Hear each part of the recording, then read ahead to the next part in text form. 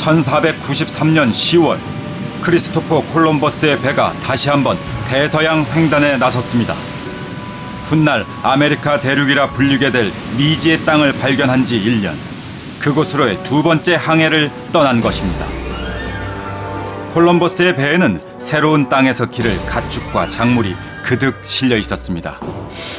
그리고 그중 하나가 세계를 움직이게 됩니다. 사탕수수였습니다. 인간을 유혹하는 단맛. 사탕수수의 가공물인 설탕은 그 거부할 수 없는 달콤함 때문에 세계 상품으로 부상하게 됩니다. Even people who suffer stomach distress the first time they have sugar like it. They want to have more. 설탕은 지금까지 존재하지 않았던 새로운 삶의 방식을 만들어내고 세계를 하나의 네트워크로 연결하는가 하면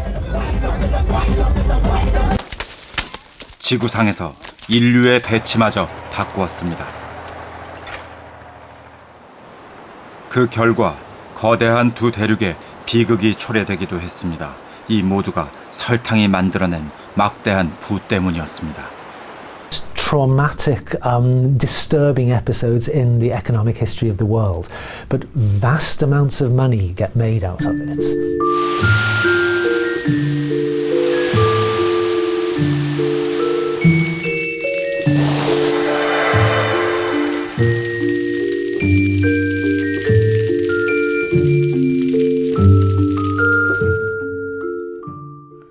유럽에서 서쪽으로 대서양을 건너면 카리브 해가 나타납니다. 그곳에 섬나라 바베이도스가 있습니다.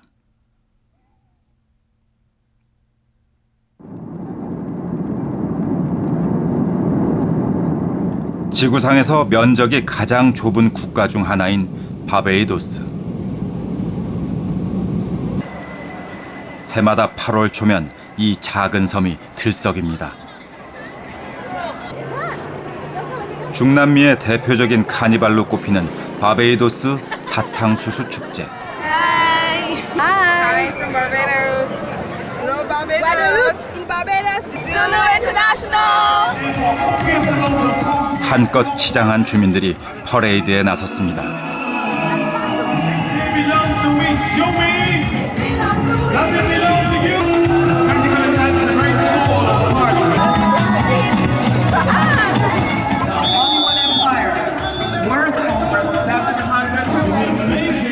카리브해 지역 고유의 음악 중 하나인 칼립소가 하루 종일 흘러넘치는 가운데 모두가 축제를 즐깁니다.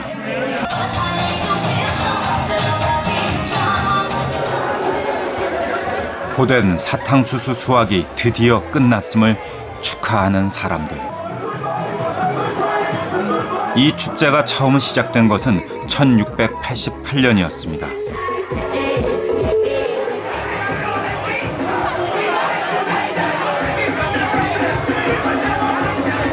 바베이도스 사람들과 사탕수수의 역사는 그만큼 오래되었습니다.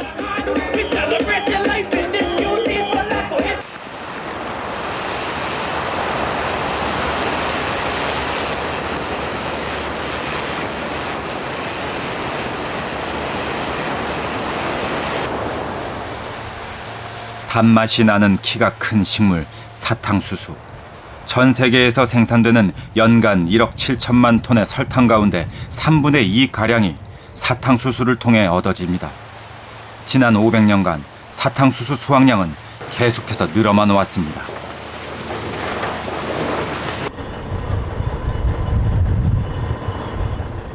사탕수수 농장 인근에는 즉시 사탕수수를 가공할 수 있는 공장이 있습니다. It is important to get the cane to the factory within 24 hours of harvesting it because the cane can deteriorate very rapidly and therefore we can lose the sucrose, which is what we really want to save. 사탕수수는 수확하는 즉시 여러 번 분쇄하고 잘게 갈아서 압착기로 보내집니다.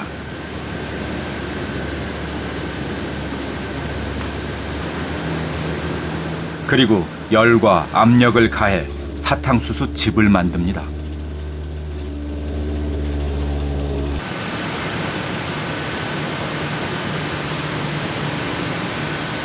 이 즙은 고온에서 끓이고 또 끓이면서 점점 농축하는 과정을 거칩니다.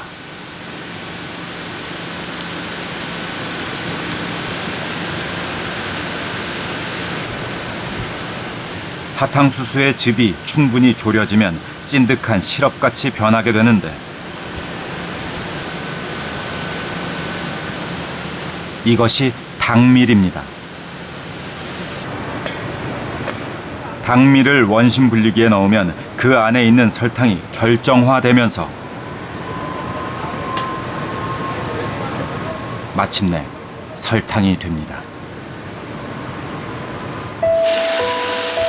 우리가 흔히 먹는 흰 설탕은 이것을 다시 정제한 것입니다.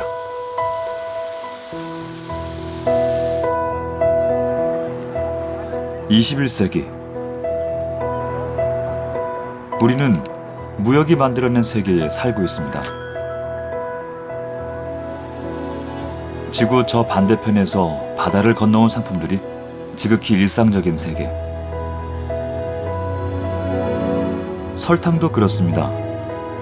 제가 태어난 영국에서는 매일 오후 온 국민이 설탕을 넣은 차 한 잔을 즐깁니다만 영국인들이 소비하는 그 많은 설탕은 다 어디서 온 것일까요?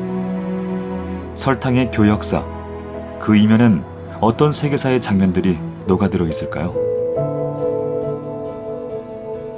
우리는 태어날 때부터 단맛에 길들여집니다. 벌꿀, 과일, 단맛을 내는 식재료는 여러 가지가 있겠지만 그 중에서도 가장 강력한 것은 역시 설탕입니다.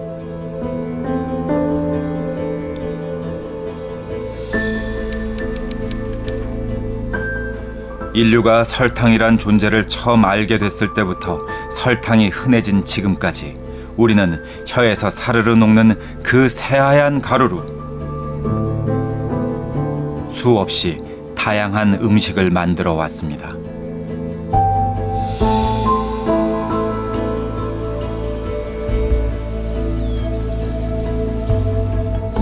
올해 92의 세계적인 인류학자 Welcome to the United States. Thank you very much. God's country. Thank you very much. It said to me in 시드니 민치 교수는 설탕이라는 관점을 통해 세계사를 다시 쓴 석학입니다. the model of the 17th century mill made of wood by a working man, made beautiful little model. Sugar becomes an attractive taste in the preparation of food. I try in the book to suggest that its history includes at least 4 or 5 different uses, as sculpture, as medicine, as a preservative, and of course as a sweetener. So there are many different uses for it. 설탕을 세계 경제를 뒤흔드는 강력한 상품으로 만든 것은 유럽이었습니다.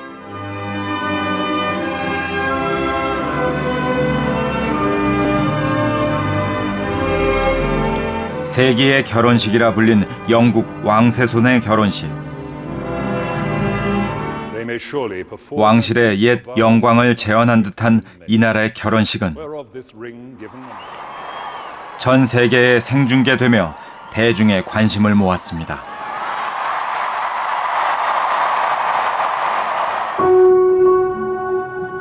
결혼식에 쓰인 웨딩 케이크도 화제가 되었습니다. 화려한 설탕 조각으로 장식된 8단 케이크. 이 케이크 한 조각은 이후 경매에서 $7,500, 우리 돈 830만 원에 낙찰되었다고 합니다.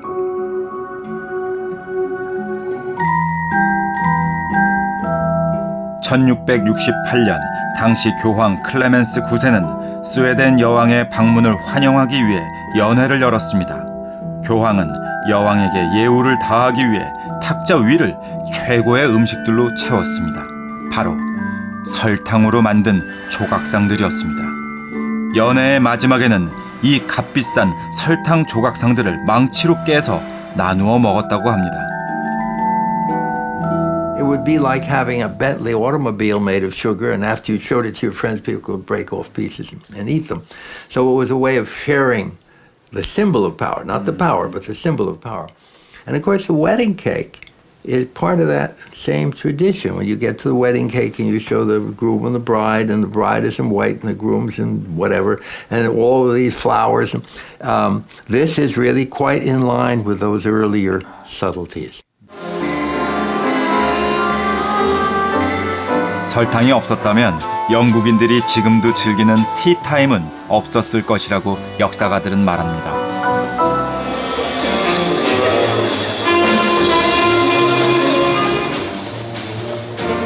귀하고 값비싼 설탕을 넣은 차와 달콤한 빵으로 꾸미는 티타임은 설탕의 대량 생산 시대가 도래하기 전까지 상류사회 사교 문화의 장이었습니다.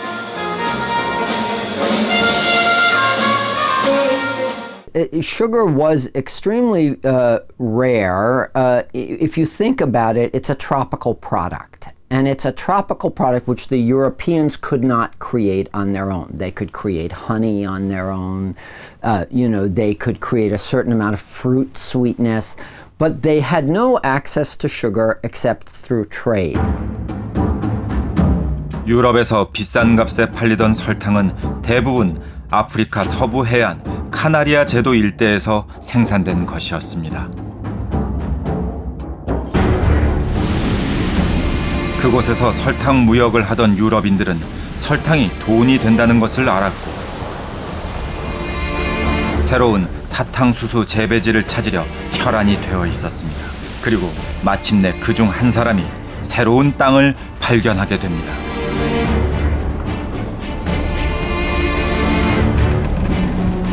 그가 바로 크리스토퍼 콜럼버스였습니다. 그는 자신이 죽을 때까지 아시아라고 믿었던 그 새로운 땅으로 가는 두 번째 항해길에 사탕수수를 들고 갔습니다.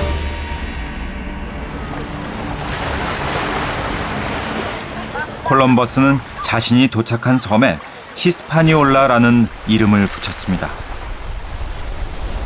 지금의 도미니카 공화국입니다.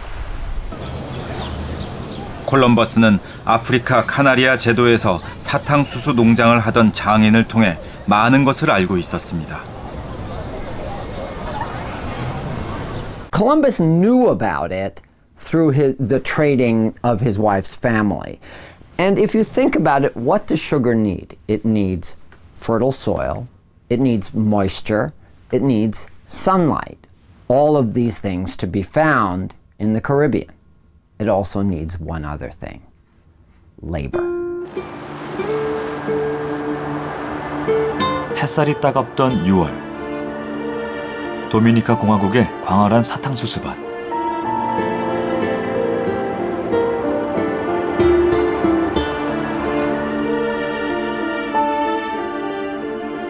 어릴 적 학교에서 위대한 탐험가라고 배웠던 콜럼버스가 들여온 키가 큰 풀은 이제 대지를 온통 뒤덮고 있었습니다. 때마침 1년에 2번 있는 사탕수수 수확철이었습니다. 도미니카 공화국에서는 아직까지도 사람이 직접 수수단을 베어 수확을 하고 있습니다. 지구상에서 거의 유일하다고 합니다.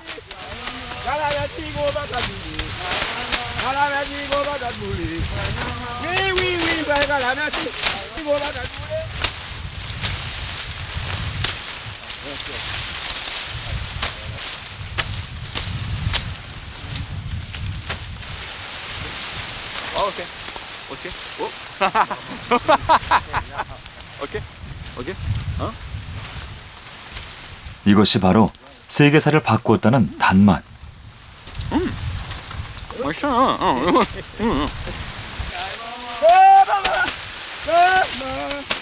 하지만 이곳의 사람들의 삶에는 결코 달콤하지만은 않은 역사가 녹아 있을 것입니다.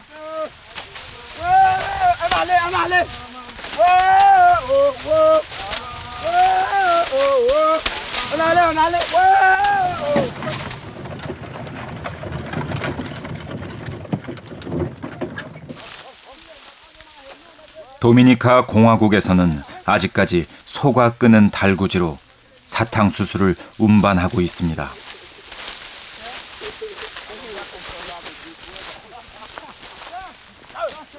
이국적인 풍경. 하지만 마냥 낭만적으로 바라볼 수만은 없습니다. 세계에서 유일하게 기계화가 되지 않은 이유가 극도로 낮은 임금에 있기 때문입니다.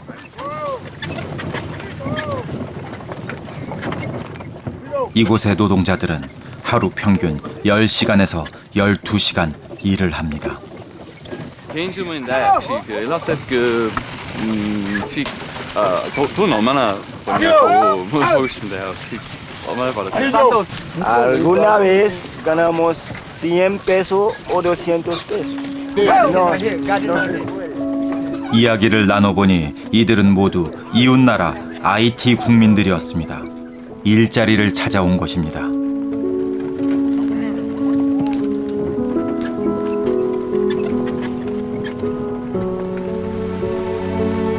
끝도 없이 펼쳐진 사탕수수밭 한가운데 작은 마을이 눈에 들어옵니다.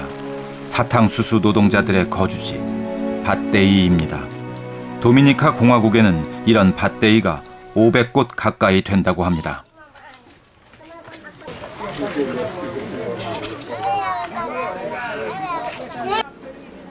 밭데이 주민들은 거의 대부분이 IT에서 온 이주민과 그 가족입니다.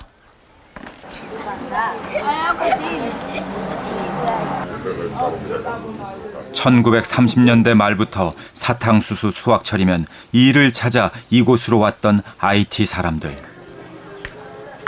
이제는 도미니카 공화국에 거주하는 IT 사람들과 그 아이들이 200만 명에 이른다고 합니다.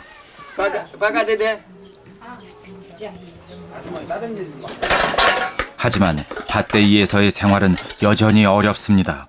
상하수도 시설조차 없는 곳이 대부분이라고 합니다.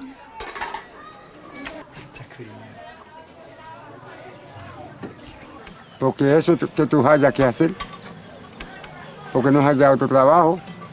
¿Cómo así la gente sale de aquí, se iba para otros países, se a trabajar para ganar peso? Eso es así. 500년 전 콜럼버스가 가져온 사탕수수는 너무나도 잘 자랐습니다. 하지만 사탕수수가 만들어낸 부는 이 땅 어디서도 찾아보기 힘든 것 같습니다.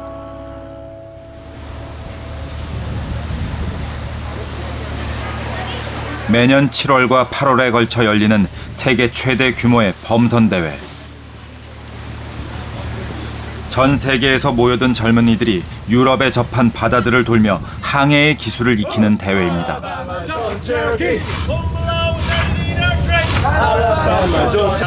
대회에 참가한 젊은이들은 새로운 무역로를 찾아 항해에 나섰던 유럽의 역사에 자부심을 갖고 있었습니다. Everything that we have today, we own to the sailors back in the 16th century. 콜럼버스 이후 유럽인들이 대항해 시대 또는 대발견 시대라고 부르는 새로운 시대가 열렸습니다. 콜럼버스를 파견했던 선두주자 스페인의 뒤를 이어 영국과 네덜란드, 프랑스가 앞다투어 카리브해로 향하고 있었습니다.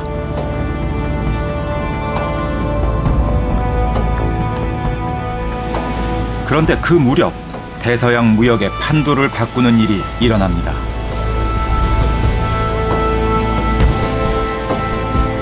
남미 대륙에서 거대한 은광이 발견된 것입니다.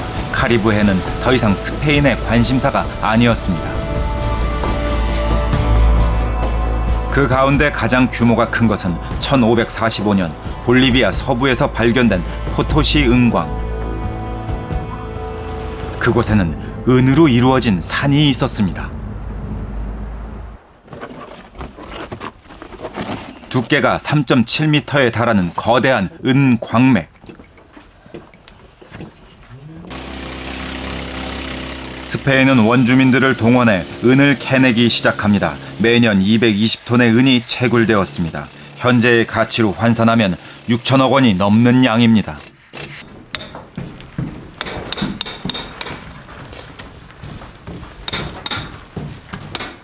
이후 300년 동안 포토시는 전 세계 은의 절반 이상을 공급했고 그동안 8만 명에 달하는 원주민이 목숨을 잃었습니다.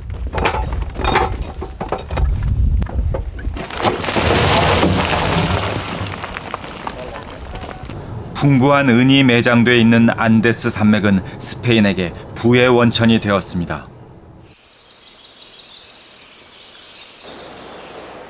은 생산량을 높이기 위해 새로운 기술이 도입되기도 했습니다.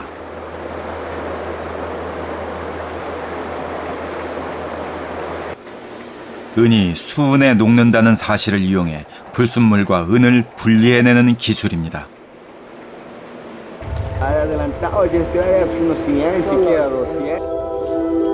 수은 정제법의 개발로 은 생산량은 또 한 번 비약적으로 늘어나게 됩니다.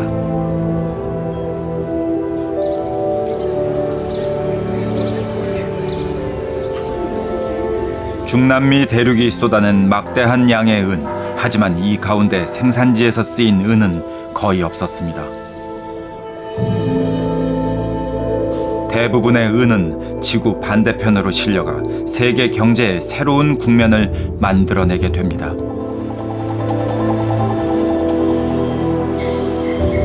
태평양에 연한 멕시코의 항구 도시 아카풀코. 이곳에 은을 실어갈 배가 기다리고 있었습니다. 스페인의 상선인 갤리언선, 통상 1000톤급의 거대한 범선인 이 배가 은을 실어 나르기 시작했습니다.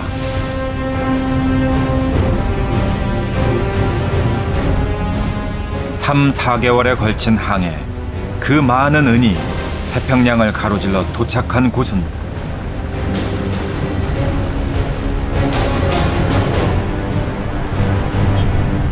필리핀의 수도 마닐라였습니다.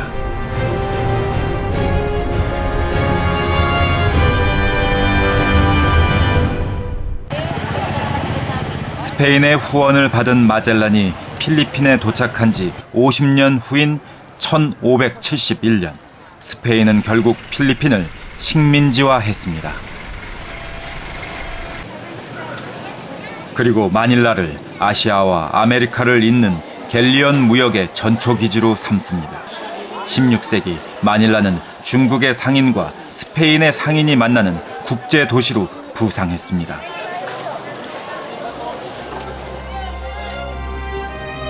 마닐라시 한복판에는 아직도 스페인 식민 통치의 흔적이 남아 있습니다.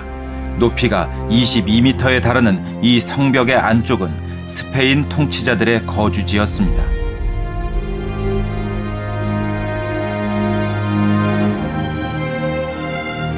멕시코에서 가져온 은을 중국의 도자기나 비단과 바꿔 얻은 막대한 수익이 이 성벽 안에 쌓였을 것입니다.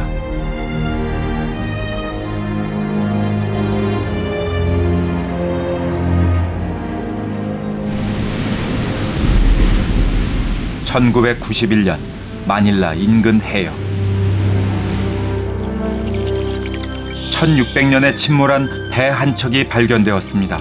배에는 역시 은화와 도자기가 실려 있었습니다. 거의 400년 만에 모습을 드러낸 갤리언 무역의 한 장면. 아시아와 아메리카는 은을 통해 연결돼 있었습니다. There's this very strange global economic effect that the Spanish are extracting all this silver out of the Americas using African slaves to get this silver out of American soil and then passing the silver on to the Chinese who are then using the silver to power their economy. And for the first time ever, really, the whole economy of the world begins to be tied together by these flows of silver. 당시 중국은 전 세계에서 경제 규모가 가장 크고 생산성이 높은 나라였습니다.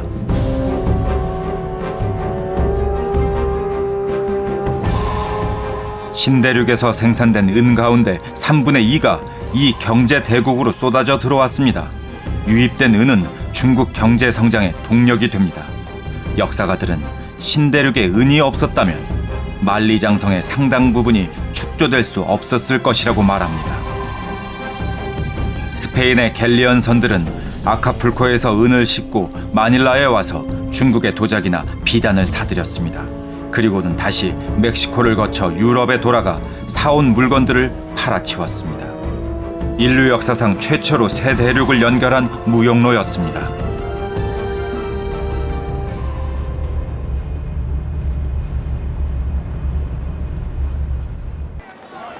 그러나 스페인은 곧 유럽에서의 주도권을 잃게 됩니다.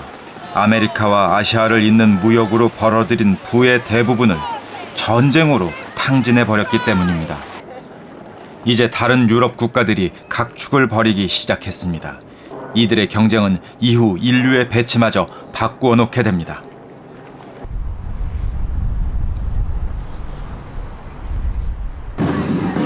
매년 여름이 시작될 무렵이면 수만 명이 브리스틀 거리로 쏟아져 나옵니다.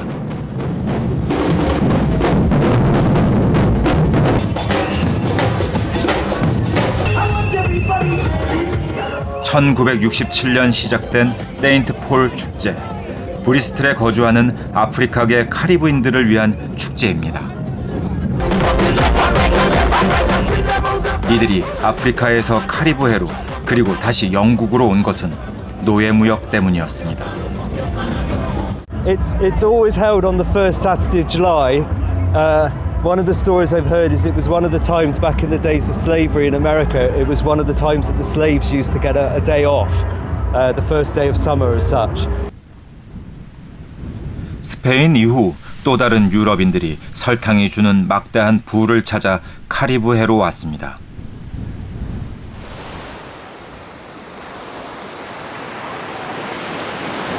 (1627년) 영국은 바베이도스를 식민지화하고 이곳에 사탕수수 대농장, 즉 플랜테이션을 건설했습니다.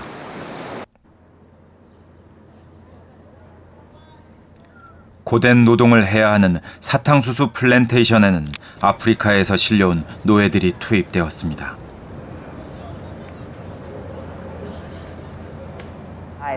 And you see the sugar cane press. Okay, so what does it do? That was a machines to make the sugar. You know, they take the canes like this and put it in this way. So around with the cows, with the African slaves, they just cane fall down here. Okay. Here they spoil with this, with the use of cane spoil. 그때 사탕수수 압착기는 하루 18시간을 쉴 새 없이 돌아갔다고 합니다. 하지만 노예들은 한눈을 팔 수조차 없었습니다. 손이나 팔이 롤러에 딸려 들어가기라도 하면 지켜보던 감독관이 가차없이 노예의 팔을 잘라냈습니다. Well, if you close your eyes for a second as your hand is guiding the stalks into the machine, they would keep a sword there because they would either cut off your arm or watch you be ground up. They will not stop the work. So that was the hazard, and there were observers who reported seeing a lot of maimed people on the plantations. 오래 놔두면 놔둘수록 돈을 잃고 일단 설탕으로 만들면 돈이 되는 사탕수수. 모든 것은 최대의 이윤을 창출하는 데 맞춰져 있었습니다. 노예들은 낮에는 농장에서 사탕수수를 베고 밤에는 농장에 딸린 공장에서 설탕즙을 만들었습니다.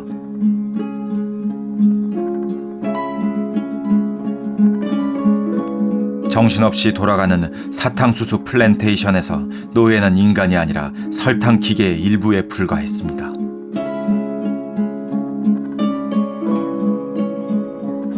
지금은 평화롭게만 보이는 언덕 위의 풍차. 플랜테이션에 동력을 제공하던 저 풍차 속에는 오직 이웃만을 향해 달리는 설탕 지옥이 있었습니다. 그리고 역사가들은 그 설탕 지옥이 바로 최초의 근대적 공장이었다고 말합니다.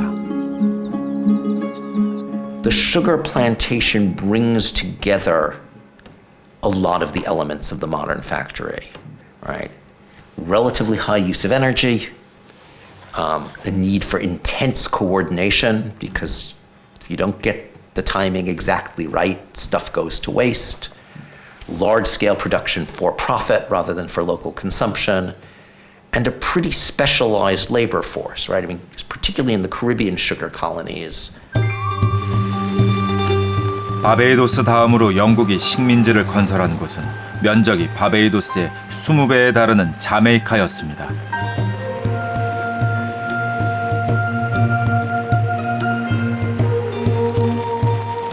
또다시 많은 노예들이 팔려왔습니다. 우리는 노예라고 하면 미국을 먼저 떠올립니다만 아프리카에서 신대륙으로 수출된 노예 중 미국으로 간 것은 4%에 불과합니다.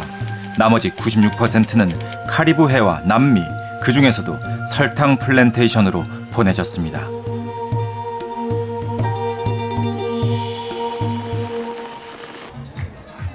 자메이카 내륙 산자락에 숨어있는 한 마을.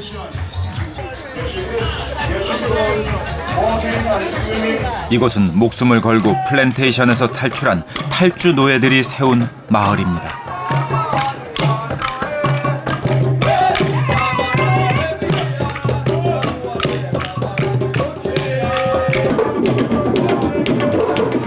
(300년) 가까이 자신들만의 공동체를 유지하면서 독특한 문화를 지켜왔습니다.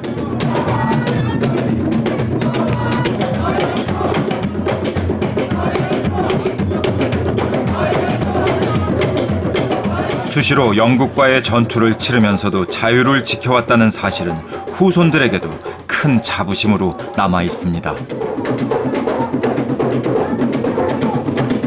Freedom was meant that much to them, so they were prepared to risk it all. And this is the spirit. This is the spirit of the Maroons. This is where the history began.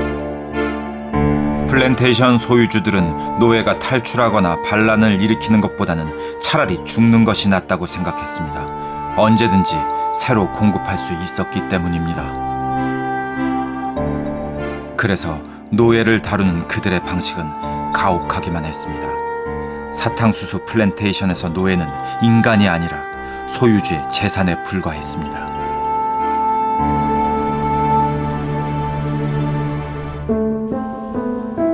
하지만 소유주의 생활은 전혀 달랐습니다.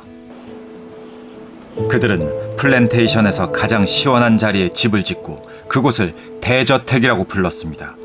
천장이 높은 실내에는 유럽에서 가져온 고급 가구가 늘어서 있었습니다.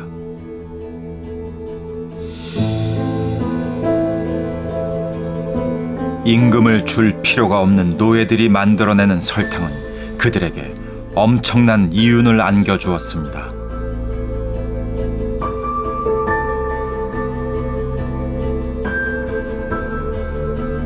설탕이 막대한 부를 만들어낸다는 것을 알게 되자 영국인들은 카리브해로 몰려와 땅을 사고 플랜테이션을 지었습니다. 면적이 제주도의 4분의 1에 불과한 작은 섬 바베이도스는 불과 몇 년 만에 사탕수수 플랜테이션으로 뒤덮였습니다.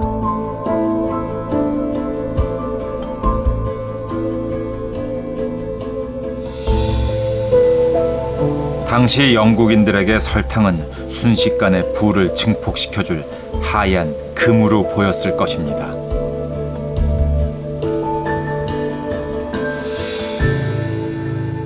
And so what starts to happen is there are families within England who start to invest in the Caribbean. They buy a certain amount of acreage, they grow sugar. It's a safe bet, it's a new product, and there's a very high profit margin at that time. So what you start to have is these families that are making vast amounts of wealth. It's also starting to change England because this is a rising sort of new wealth that's coming in. It's not the landed wealth, the aristocracy. 런던에서 차로 2시간 거리에 있는 도시 바스는 영국의 대표적인 부촌 중 하나입니다.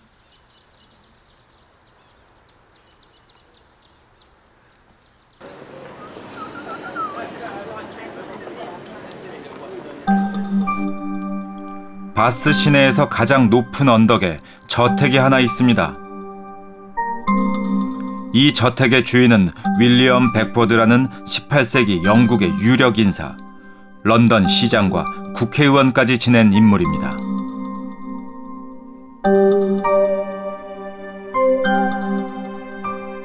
그런데 백포드는 자메이카에 커다란 설탕 플랜테이션을 가지고 있었습니다. 노예 수만 2,000명에 달했다고 합니다. And there are still quite a lot of people in the island who bear the surname Beckford. Yes. In fact, most of the coloured Beckfords, I think, will have originated on the plantations, because that was the habit. 플랜테이션 소유주뿐 아니라 점점 더 다양한 사람들이 설탕으로 돈을 벌기 시작했습니다. 어마어마한 이윤을 남기는 사람부터 그저 월급을 받는 사람까지 설탕 경제는 영국 사회 전체에 퍼졌습니다.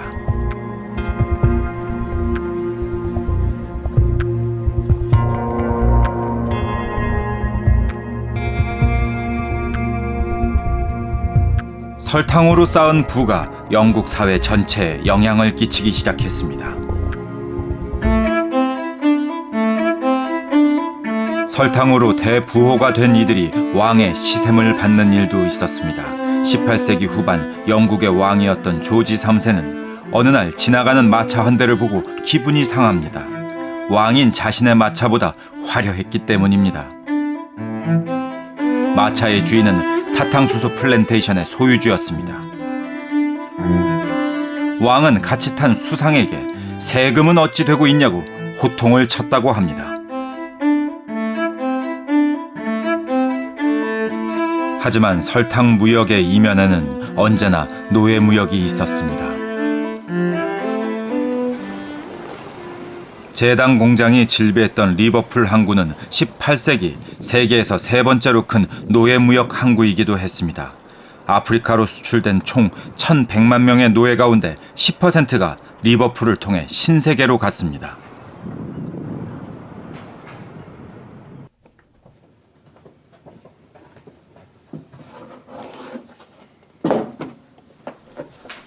당시 리버풀의 명사 주소록을 보면 어떤 사람들이 부를 쌓아갔는지 알 수 있습니다. 리버풀의 상위 1%에 해당하는 이들의 목록입니다. 직업을 보면 제당업자와 상인, 그리고 젠틀맨이라 불린 상류 계급이 가장 많습니다. 그런데 이들 모두가 실은 노예 무역과 관련돼 있었다고 합니다. So the top echelons of Liverpool society, you can call it the merchant class, who funded slave trading voyages. That was very much central to Liverpool. But also, different levels of society were involved in a slave trading ship. So people who you could call middle class society, people who maybe weren't the top merchants, they still gave some money to a slave trading voyage, and they themselves would also make a profit. So you could say it was all levels of society that were involved to some degree. 더 많은 이윤이 발생할수록 더 많은 노예가 필요해졌습니다.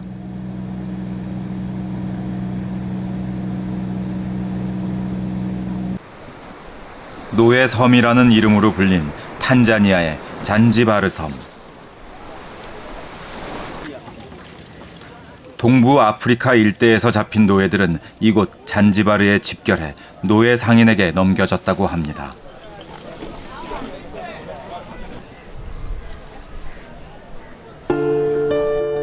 약 100만 명의 노예들이 잔지바르의 노예 시장을 거쳐 신세계로 팔려나갔다고 합니다.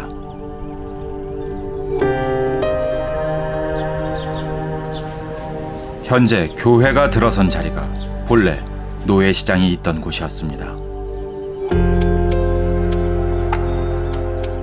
노예 사냥꾼들에게 잡혀온 노예들은 이곳에서 상품이나 가축처럼 노예 상인들에게 거래되었습니다.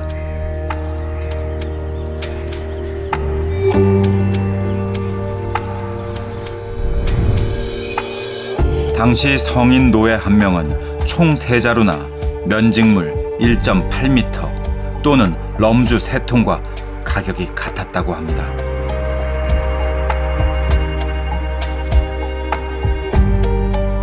노예들이 배를 타기 전에 감금됐던 수용소입니다. 이 공간에서 100에서 200명의 노예들이 먹고 잠자고 모든 일을 다 하며 며칠에서 길게는 몇 주를 대기했다고 합니다. That time it was only one window. There's a middle one over here. Those two windows had been added after. So slaves slept here and here. They were using this place down here like a toilet. So the sheets go out.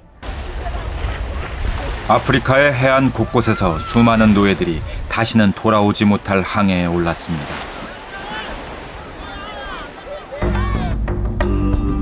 아프리카를 떠난 노예선은 대서양 건너 신대륙에서 설탕으로 교환되었습니다. 설탕은 다시 대서양을 건너 영국에서 팔아치우고 상인들은 총이나 면직물을 싣고 다시 아프리카로 향했습니다. 이 과정이 삼각무역입니다. These ships, on each leg, they're full. You're not having empty ships anywhere. They're taking trade goods out to Africa,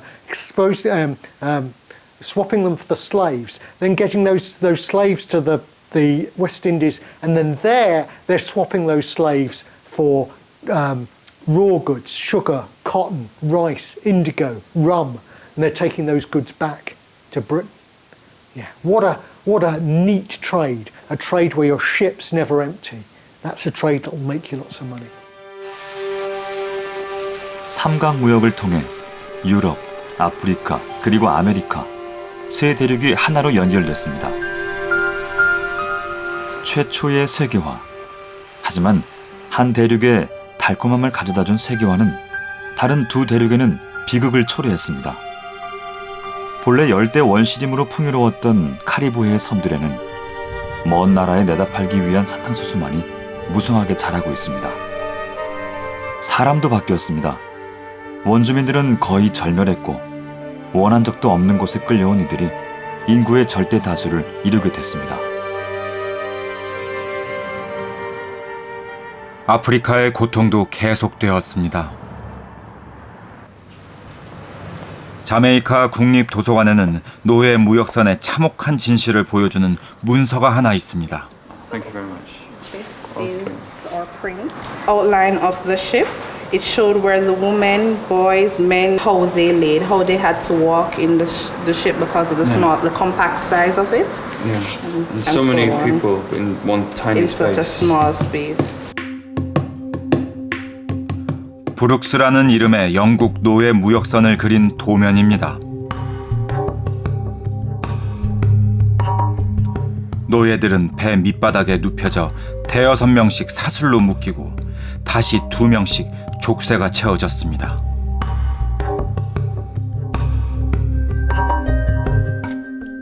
하루에 한 번 그 자리에서 옥수수 죽을 먹고 누운 채 용변을 보아야 했습니다.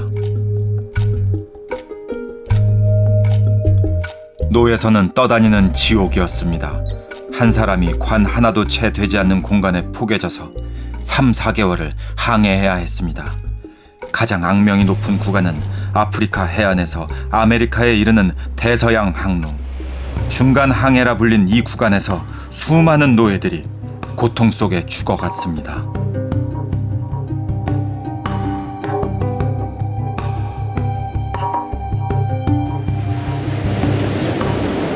노예선은 대개 100에서 300톤급의 소형 선박들이었는데 노예상들은 가능한 한 많은 노예를 실으려고 했습니다. 심한 경우 배 밑바닥에 500명의 노예를 싣기도 했습니다. 1781년 노예 무역 사상 가장 비인간적인 사건이 일어납니다. 리버풀 소속의 노예선인 종호, 처음부터 과도하게 많은 노예를 싣고 자메이카로 떠났습니다. 2달이 채 안 되어 물과 보급품이 부족해진 종호. 선장은 놀랍게도 노예를 바다에 버리기로 결정합니다.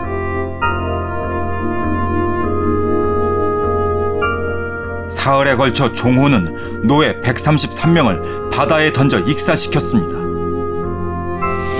그 누구도 이것이 잔혹한 학살이라고는 생각하지 않았습니다.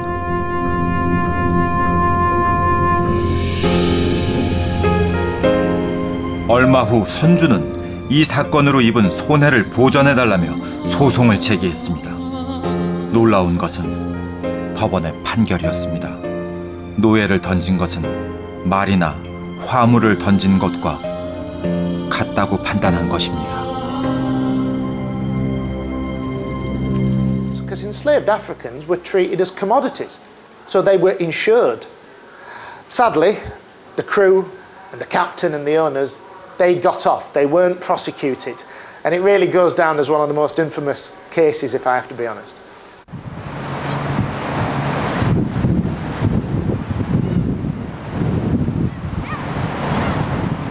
뉴욕의 마지막 설탕 공장이 있던 자리.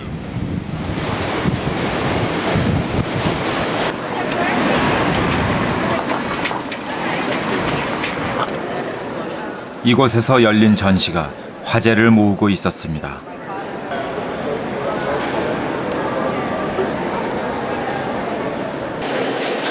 전시장 한가운데 거대한 조각상이 서 있습니다.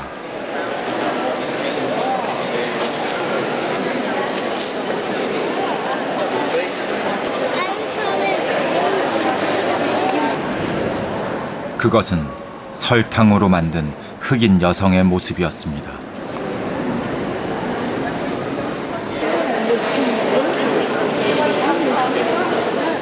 높이 11m, 4톤에 달하는 설탕으로 만든 흑인의 모습은 지난 역사를 돌아보게 했습니다.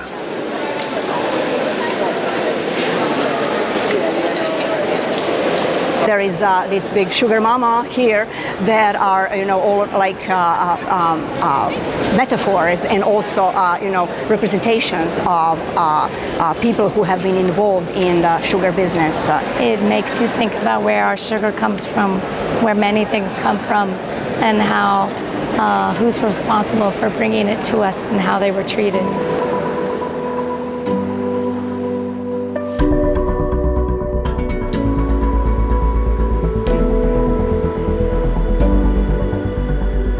설탕 무역을 통해 영국 사회에 쌓인 부는 세계 경제의 또 다른 국면을 만들어냅니다.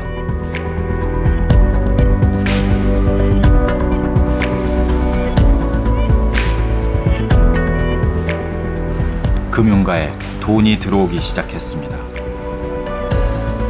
많은 수익을 얻기 위해서는 많은 투자를 해야 하고, 그러려면 융자가 필요해집니다. 전 세계로 상품을 보내고 받으려면 보험도 들어야 합니다. 은행과 보험사가 설탕 무역으로 인한 호황을 누리기 시작했습니다.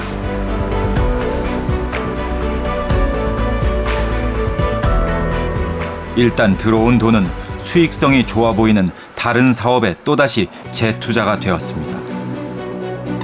유럽의 유수한 은행과 보험사들이 바로 이 시기에 생겨났습니다.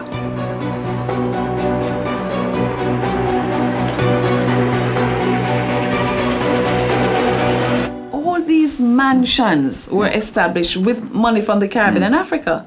And the banks, Lloyd's Bank used to, they were insurers of slave ships, right? So you have, all the banks, Barclays, and you have people who invested in art galleries. 설탕과 사람이라는 두 개의 상품이 지구를 한 바퀴 도는 사이, 영국에는 부가 쌓여갔습니다. 쌓인 부는 영국에게 또 한 번 도약의 기회를 제공합니다. 18세기의 농업 엔진이 19세기 산업화의 엔진에 불을 붙인 것입니다. 많은 학자들은 설탕으로 쌓은 부 덕분에 영국에서 산업혁명이 가능했다고 말합니다.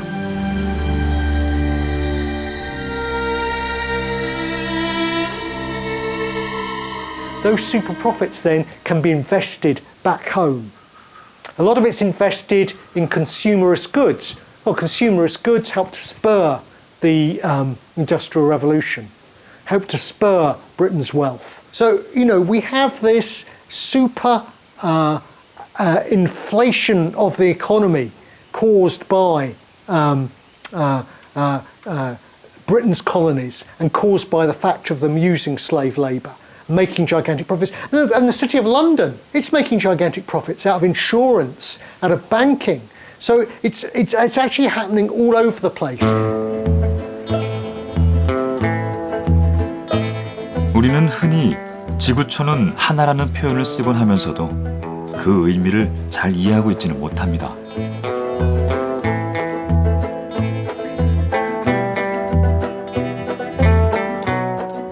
(18세기의) 한 영국 역사가는 이런 말을 했다고 합니다. 우리 영국인들은 세계 무역에서 우위를 점하고 있다. 그래서 지구 동쪽 끝에서 가져온 차에 서쪽 끝에서 가져온 설탕을 넣어 마시더라도 여전히 국산 맥주보다 싸다. 설탕을 넣은 차 한 잔을 마시며 생각이 많아지기 시작했습니다.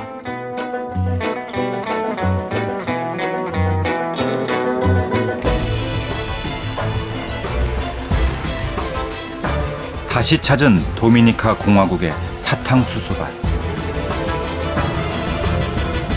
콜럼버스가 사탕수수를 이 땅에 가져온 지 500년이 흘렀습니다. 그동안 많은 것이 변했습니다. 상류층만이 소비하는 귀한 물건이던 설탕은 성인병의 주범으로 천덕꾸러기가 돼가고 있습니다. 하지만 어떤 면에서 우리는 여전히 설탕이 만든 세계에서 살아가고 있습니다. 1689년에 나온 한 보고서에 따르면 짝을 이룬 노예 2명이서 하루에 벤 사탕수수는 4,200대였다고 합니다.